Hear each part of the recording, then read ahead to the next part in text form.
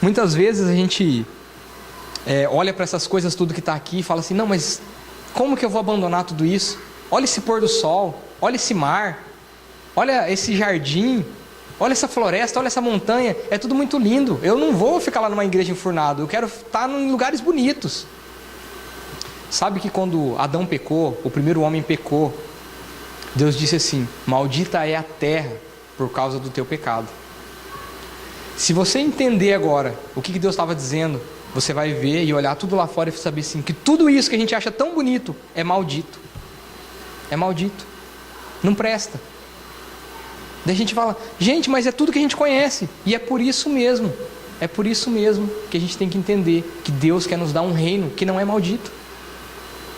Então, esse pôr do sol, lá no céu vai ser outro.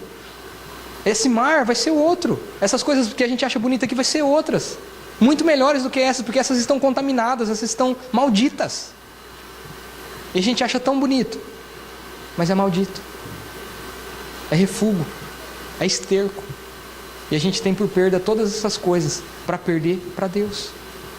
Eu espero que você comece a entender que nada dessas coisas tem mais importância quando você começa a entender quem é Deus. Você começa a olhar e falar, é verdade, meu carro não vale tanto assim, minha casa não é tudo isso, a minha vida não é tão boa assim, e Deus quer te dar uma vida melhor, mas você tem que perder para Ele. Glória a Deus. Muitas vezes a gente fala assim, que seja feita a tua vontade, mas a gente não quer que seja feita a vontade de Deus, a gente quer que seja feita a nossa vontade. Seja feita a tua vontade, Deus, mas a gente não quer a vontade de Deus não, a gente quer a nossa vontade. Ela está dizendo, a gente tem que orar realmente para que a gente queira a vontade de Deus. Porque muitas vezes a gente quer a nossa vontade, a gente quer que Deus concorde com a gente. A gente está pedindo, Deus, eu quero isso aqui. Mas Deus fala, mas eu não quero te dar isso agora, filho. Filha, não está na hora ainda. Há tempo para todas as coisas que nem o pastor falou. Mas não, mas eu quero agora. E daí a gente fica que nem criança birrenta, batendo os pés. E falando, ah não, Deus, ó, o Senhor tem que me dar, o Senhor tem que me dar. Aí a gente fala, não, faça a tua vontade e não a minha. Faça a tua vontade, Deus. Seja feita a tua vontade, não é a minha vontade. E quando a sua vontade for muito ruim, Deus, for muito difícil para mim, a gente vai orar como? A gente vai falar o que para Deus? Falar, Deus, afasta de mim esse cálice. Afasta de mim esse cálice. Mas se não der para afastar, Deus, seja feita a tua vontade. Eu prefiro perder para ti. Eu prefiro perder para Deus. E é isso que você vai dizer, é isso que você vai ter certeza. Como nós cantamos no começo aqui, vai valer a pena. Se você fizer isso, vai valer a pena. Entenda isso, se você decidir perder para Deus, vai valer a pena. Você não entrou aqui nessa igreja à toa, vai valer a pena. Vai valer a pena. Deus vai mudar muita coisa na sua vida hoje, porque tudo isso vai valer a pena. Vai valer a pena. Você não entrou por acaso, você não entrou muitas vezes só porque você quis. Deus tinha um propósito de trazer aqui e de falar muitas coisas, muitas vezes duras mesmo, mas para te abrir os olhos. Porque que pai que não avisaria o filho de que ele está indo para um caminho que não presta, para um caminho de destruição, para um caminho que pode levar ele a tantas perdas, que Deus nunca preparou isso para você, nem para mim, nem para nós. Muitas vezes a gente não sabe perder. Muitas vezes a gente perde um parente e culpa Deus. E muitas pessoas vêm e falam assim, não, essa é a vontade de Deus. Quando que foi a vontade de Deus que a gente morresse? Deus fez Adão para ser eterno, ele que pecou. Deus nunca quis que ninguém morresse. Então, muitas vezes quando a gente fala assim, Deus levou essa pessoa, não foi pela vontade dele, foi porque não tinha mais jeito, que foi o melhor para a pessoa. Foi o melhor, mas não era a vontade dele nunca que a gente tivesse que morrer. Que você tivesse que dar a Deus para os seus filhos, ou para os seus pais, ou para um parente. Nunca foi a vontade de Deus. Nunca foi. A gente é que errou, o homem é que errou. O mundo ficou maldito. E agora a gente come dessa maldição, a gente vive nessa maldição. Mas não é porque Deus quis. E é por isso que Ele vai voltar e vai restaurar todas as coisas. Vai chegar o dia, vai chegar o grande dia que Jesus vai voltar e Ele vai restaurar tudo. Mas quando Ele voltar, você já tem que ter perdido para Ele. Porque quando Ele voltar não vai mais dar tempo. Você tem que ter perdido para Jesus. Você já tem que ter perdido. Você já tem que estar servindo Ele. Glória a Deus. Tudo isso, gente, que eu estou te falando, são coisas muito duras.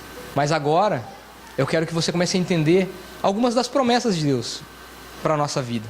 E Jesus respondendo disse: em verdade vos digo que ninguém há que tenha deixado casa, ou irmãos, ou irmãs, ou pai, ou mãe, ou mulher, ou filhos, ou campos, por amor de mim e do Evangelho, e que não receba 100 vezes tanto, ainda neste tempo, em casas, irmãos, irmãs, mães, filhos e campos. Mas tem um porém, com perseguições. Com perseguições. E continua essa promessa ainda dizendo assim: e no século futuro, e no tempo futuro, a vida eterna. Se você deixar a sua família, seus bens, seu pai, a sua mãe, os seus filhos, tudo por amor de Jesus Cristo e do Evangelho, você vai receber ainda nessa vida 100 vezes mais daquilo que você abrir mão. Só que quando você começar a receber, você vai ser perseguido. Você vai ser perseguido. Então, você vai receber 100 vezes mais de tudo aquilo que você abrir mão por amor a Deus, nessa vida. E na vida futura, a vida eterna. Então, quando ele fala: filho, filha, abre mão, perde para mim, é porque ele quer te dar muito mais do que aquilo que está na sua mão. Ele quer te dar muito mais. E por que vem as perseguições? Sabe que deve ter aí uns 100 ou até menos pastores que são milionários. Só que esses que são milionários, que têm levado tudo isso, a gente olha e acha que todo pastor é milionário, e não é. Porque para cada um pastor milionário deve ter uns 1 milhão que está fazendo por amor, que está fazendo para não ganhar nada, que está lá no Nordeste, está lá sendo perseguido lá pelos Islã. Esses não aparecem na mídia, esses não têm programa de televisão, eles estão sofrendo por amor. E muitas vezes a gente tem a ideia errada de tudo isso, de que todo pastor é rico. Mas mesmo esses que são ricos, gente, o que eles abandonaram por amor a Deus? Faça as contas comigo. Se eles abandonaram aí um salário, a gente pode colocar um salário que nem o nosso aqui, vamos colocar aí 200 mil ienes por mês. Se ele abandonou esse salário, e Jesus prometeu 100 vezes mais nessa vida, você pega esses 200 mil e coloca vezes 100. Aí você vai ver o salário que ele está recebendo agora. Só que, por causa desse salário que ele está recebendo, vem a perseguição na vida dele e falam que ele é ladrão. E muitas vezes ele não é ladrão. Ele recebeu a promessa que está escrita aqui. Ele abandonou alguma coisa e está recebendo 100 vezes mais ainda nessa vida. Só que quando você recebe isso, as pessoas começam a te perseguir, porque elas acham que você não merece. E realmente a gente não merece. Deus dá porque Ele é bom. Mas as pessoas começam a perseguir você. Então não interessa o que você abandone por Deus. Sempre vai ter alguém falando mal de você. Mesmo assim, eu ainda digo, não compensa mesmo você perder a vida para Deus? Perde para Deus. Nessa noite que você possa perder para Deus.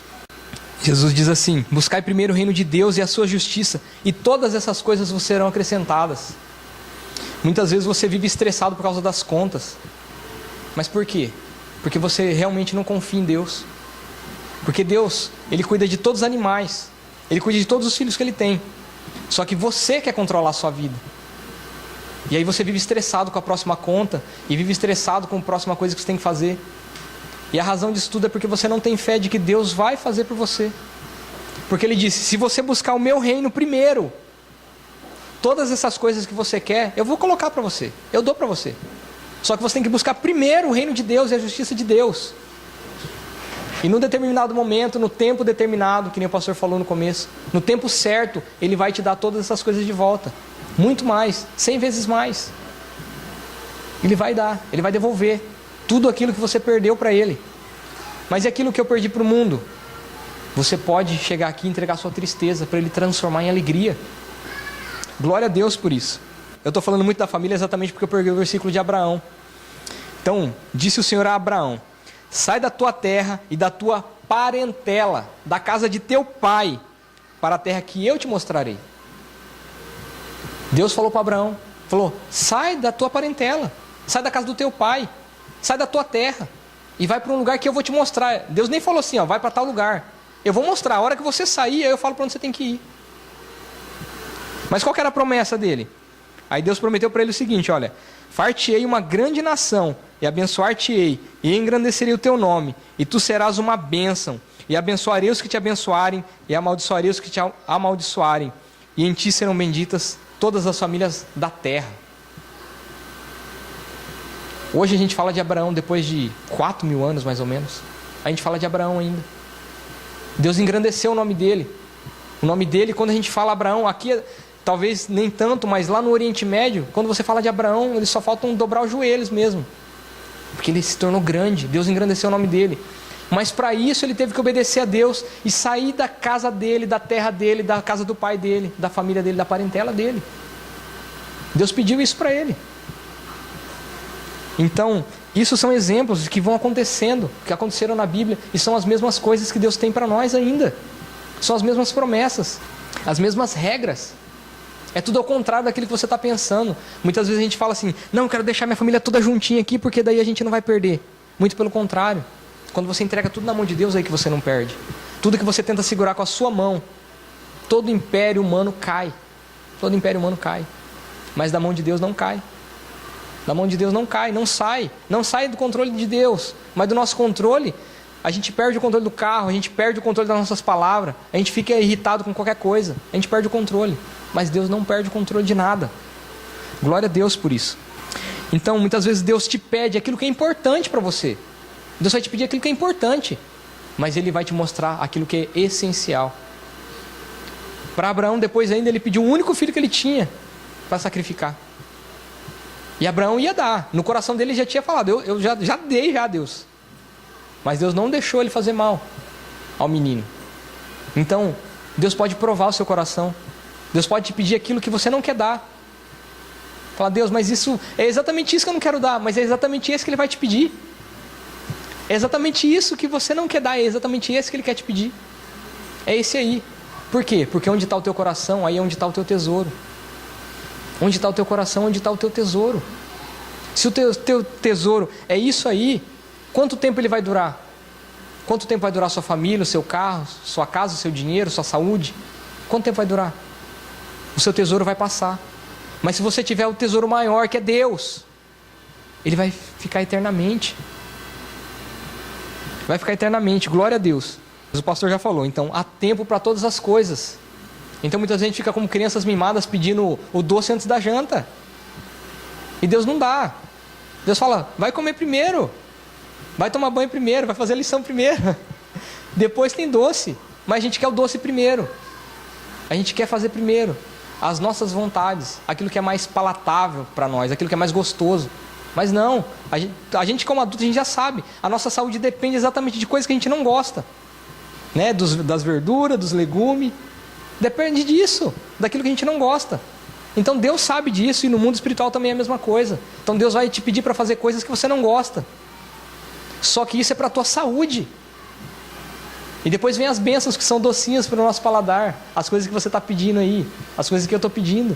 Depois vem essas, mas antes não. Antes vem, exatamente, para quem você quer perder, quem você quer servir.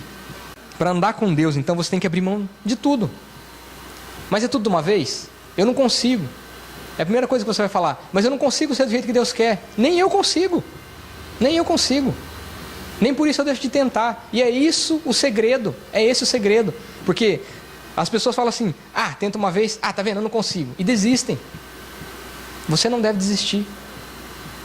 Então, você vai vir à igreja, você vai buscar Deus. Aí vai falar, Deus, mas eu errei de novo nisso aqui. Falar, eu não consigo, Deus. Mas não para de tentar conseguir fazer aquilo que Deus quer. Esse é o segredo. Porque de tanto insistir, você vai conseguir. Você vai conseguir. Você vai conseguir. Glória a Deus por isso. É baseado numa história real. Mas eu não tenho todos os detalhes, então eu não vou dizer que é real essa história. É baseado numa história real. Então um homem foi evangelizar um mendigo. Estava na rua. Ele foi evangelizar. Só que o cara era mendigo porque usava droga. E daí ele chegou, falou do amor de Deus, o mendigo deixou ele falar e tal. Aí quando ele ia sair, ele resolveu deixar uma Bíblia. Falou assim, olha, eu quero te dar uma Bíblia. Aí o mendigo pegou, folhou, aí viu essas folhinhas finas assim. Aí já falou pro cara, se você deixar isso aqui, eu vou fazer cigarrinho de droga. Você vai deixar pra mim? Aí o rapaz estava evangelizando ele e falou assim, olha, eu vou te dar a Bíblia e você faz dela o que você quiser. Aí o mendigo pegou essa Bíblia, o evangelista foi embora. Ele ficou com essa Bíblia, ele guardou, ele sabia que não era fácil nas noitadas achar papel de seda para fumar droga. Então ele falou, eu vou guardar, essa aqui eu vou guardar, essa aqui vai me servir. E ele começou a arrancar folha por folha e usar droga durante muitas noites. E nas primeiras noites ele começou lá no começo e ele já viu Deus expulsando o homem do Éden, porque o homem tinha pecado. E pensou, tá vendo como esse Deus é? Expulsou o homem e ficou fumando as drogas. Aí andou mais um pouco e pegou uma folha lá que estava vendo Deus irado e que ia mandar um dilúvio. Falou, olha, tá vendo que Deus é esse? Vai destruir toda a terra. E continuou indo. E continuou usando todas as folhas, uma por uma. E daí ele foi passando e viu as maldições que tinham na desobediência. Deus dizendo que ia amaldiçoar o povo que desobedecesse. E depois ele viu Deus mandando matar aquele povo que não servia a Deus. Mandar matar crianças muitas vezes. Mandando matar, e ele falava, Deus, que Deus é esse? Aí depois, mais para frente, ele viu assim, Deus dizendo, minha é a vingança, eu retribuirei. Ele falou, tá vendo que Deus vingativo. E não entendia nada e continuou fumando a droga. Mas quando ele chegou no Evangelho, aí ele começou a ver que Jesus foi crucificado.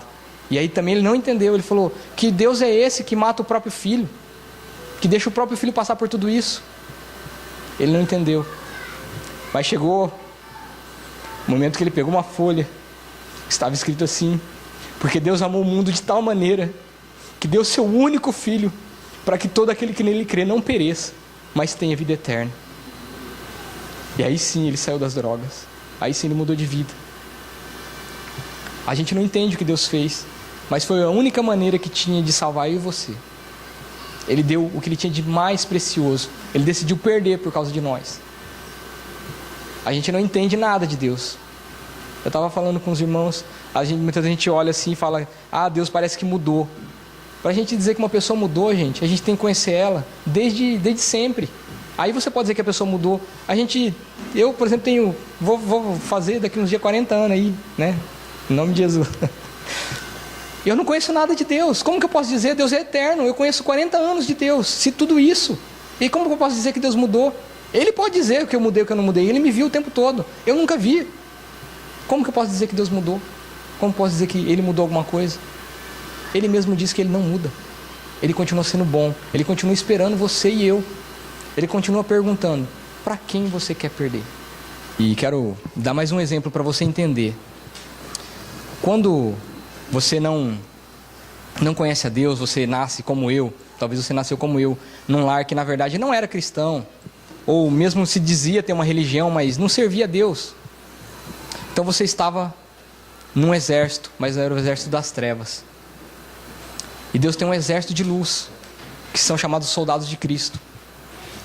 E a gente começou a lutar contra Deus, com as nossas próprias vontades, mas contra a vontade de Deus. Porque nunca Deus que a gente mentisse, Deus nunca quis que a gente roubasse.